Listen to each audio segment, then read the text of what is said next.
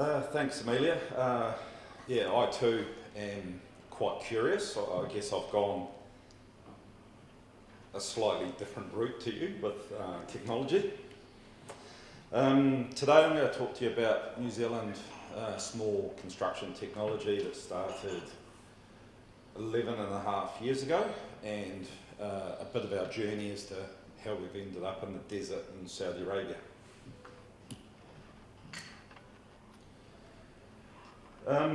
Coming from New Zealand, I guess Saudi isn't a place that you kind of have top of your places to visit, and I guess planning to go there, you hear many different stories about the country and the goings on. I just thought I'd put a few fun facts there. There's no river despite the size. Country has to buy sand from Australia despite having the world's biggest desert, and currently is the world's biggest construction site. What's driving this? Saudi is really growing up as a country, and for the last coming up 6 or 7 years they've had this initiative called Vision 2030, and it's predominantly around moving Saudi away from its reliance on carbon and oil, but I think with what we're hearing in the media, what you're seeing, it's much more than just moving away from oil and carbon.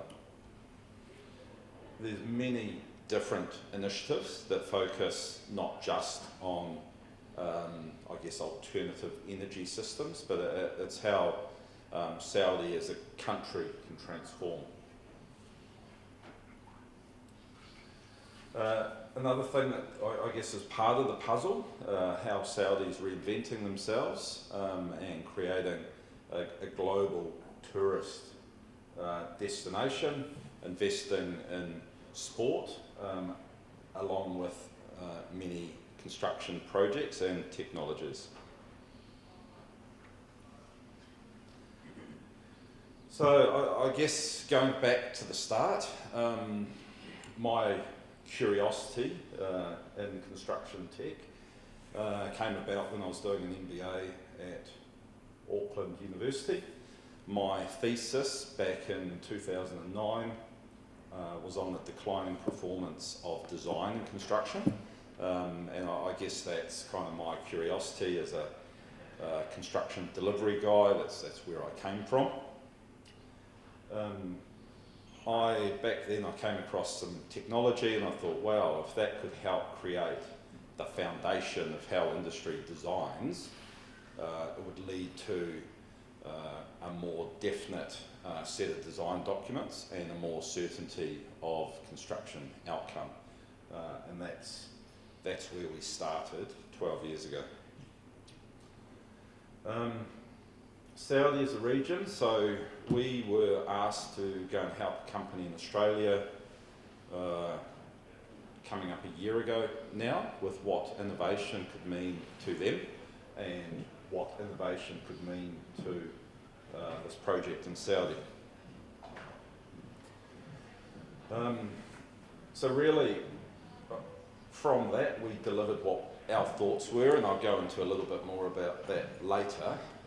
But within a month, we were establishing a team up in the region of Neom.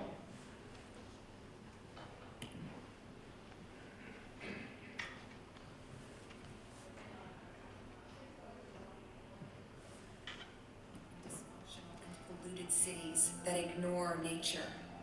Now, a revolution in civilization is taking place. Imagine a traditional city and consolidating its footprint, designing to protect and enhance nature. The line will be home to 9 million residents and will be built with a footprint of just 34 square kilometers. And we are designing it to provide a healthier, more sustainable quality of life.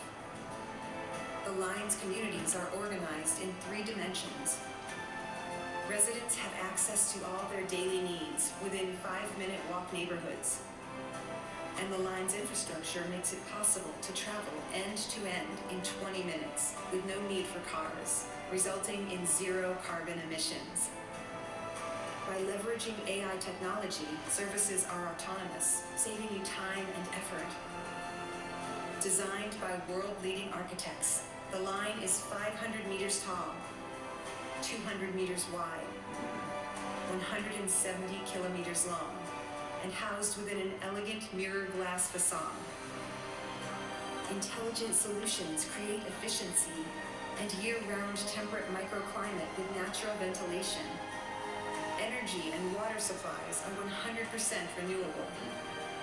The line is designed as a series of unique communities, offering a wealth of amenities, providing equitable views and immediate access to the surrounding nature. With 40% of the world accessible within 6 hours, at the heart of the globe's key trade routes, a place for commerce and communities to thrive like nothing on Earth seen before. The Line, the city that delivers new wonders for the world. Sorry to have to do that to you, watch a video, but it's very hard to explain that project. The other thing up in region, that's not the only program that works. Literally there's 20 other programs that are multi-billion-dollar projects up there. And this is all part of their 2030 strategy. So I think we're seeing up in region, it's not only about the bricks and mortar that it is today, but they're very much investing in technology, and they're trying to create and foster a new way of doing things, not only new ways of living. And I think those of you that know that project, it's creating a lot of discussion, to say the least, out there. As an industry, I guess we've talked a little bit about those stats. We have to change as an industry. 1.6 trillion inefficient every year, almost 40% of industry carbon. That digitisation stat that someone mentioned earlier as well is, yeah, we're in front of agriculture and hunting and fishing. It's having to change, and it's a hard process, as Amelia was mentioning. It's not so much about the transformation tomorrow. It's very much about taking industry on this iterative journey. So I guess down to the nuts and bolts, what are we doing? How are we influencing change? Where do you start? And coming from construction, we are very much siloed through life cycle across the top, and that's how I really try and explain our industry to people. So we're very much vertically separated, and then horizontally through that stakeholder list. We're very bad at sharing information, we're very bad at managing and organising data. So for us, I guess when we started the business 11 years ago, it was very much about creating that foundation to design from. And yes, it gets called many things, digital twins, but at the end of the day, it's a geospatial foundation to build a design from. That's where we started. Probably about 5 years ago, we commenced the software journey, and our pain point that we were trying to solve back then, and our first client was Auckland Hospital, was helping an asset owner manage and look after their digital assets that they spend tens of hundreds of thousands of dollars procuring over time, and always end up on a hard drive. So that's where we started. Today, Vault manages any static asset spatially with time. We ingest camera vision measurements, we can land IoT data feeds spatially, and having that aggregator that then connects to other software environments and teams, but really focused on creating a foundation of data that can be push and pulled into other teams. Our focus on the line and up in Saudi, getting involved with a program like this, you've got to go there with a very definite value proposition. So we're very much focused on how do we create the foundation of the quantum for the job. Okay, so how do we establish a trade package summary, a elemental takeoff? That's our starting point. We've focused then on landing progress into the model, so allocating trade packages as the site teams are working. They are taking photos, they're using their own QA software, we are connecting and then landing that back to the spatial model. So essentially what's happening on site, we are reflecting in near real time in the platform for people to understand, but also more importantly to know what the next task is and what they have to go and do. So once we land that progress, we're also connecting that to the contractual framework, okay? And I think over time we've had some funny looks. Why, AsBuilt, are you going down that route? And I'll go into that a little bit more shortly, but yeah, we've been told that you kind of, why you're doing that, stick to your knitting. But I think for me, this next phase of connecting an industry, it's not just about digital models, it's how do we connect the supply chain, how do we solve a foundational problem, and not a siloed one. So I talked about data threads a lot, and I guess this is an example of a facade replacement project. The contractors are using a QA process where they take a panel off, they take a photo, they install a smoke seal, they take a photo, install the insulation, take a photo, install the panel, take a photo. And I guess what we're trying to do is optimise the workflow on site.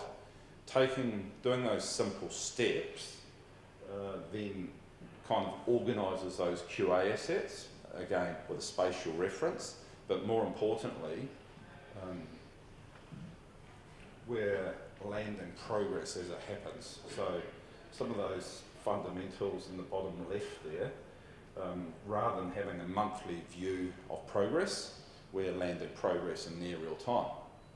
So trying to predict, I guess, program when you have one progress measure every 12 months, which is what our industry does, you don't get very smart from that.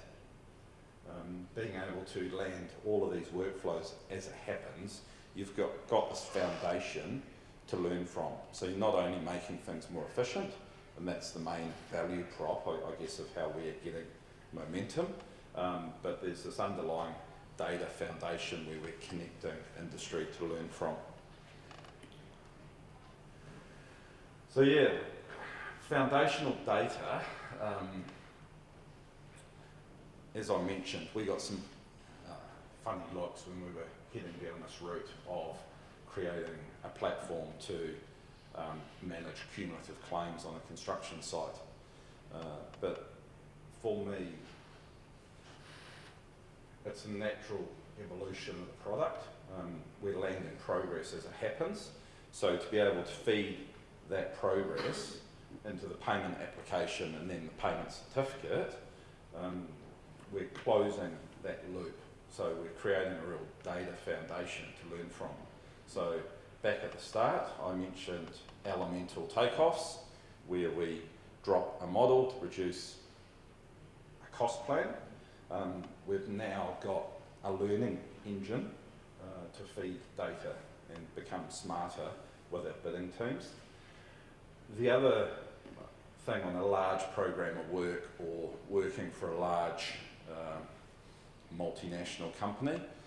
If you think about reporting, how it happens in any business, and even a relatively small construction company in New Zealand, everybody interprets data a different way, and there's almost Chinese whispers of financial reporting going up to the exec.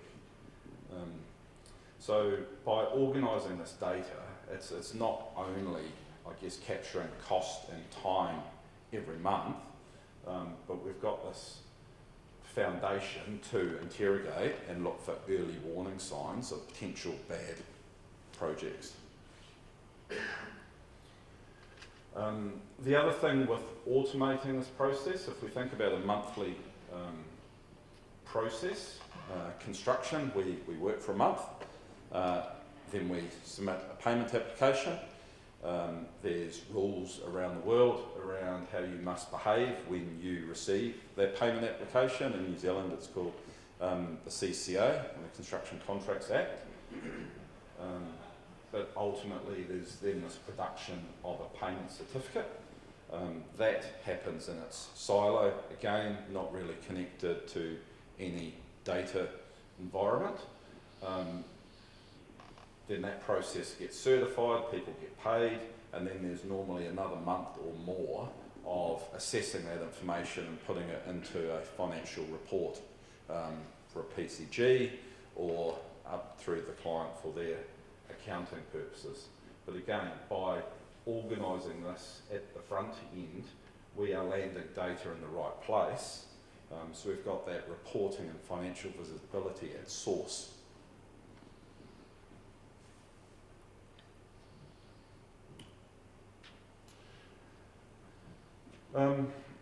There's a few documentaries out there around this project, and I'd encourage you to have a look. It's really neat what is happening in Saudi.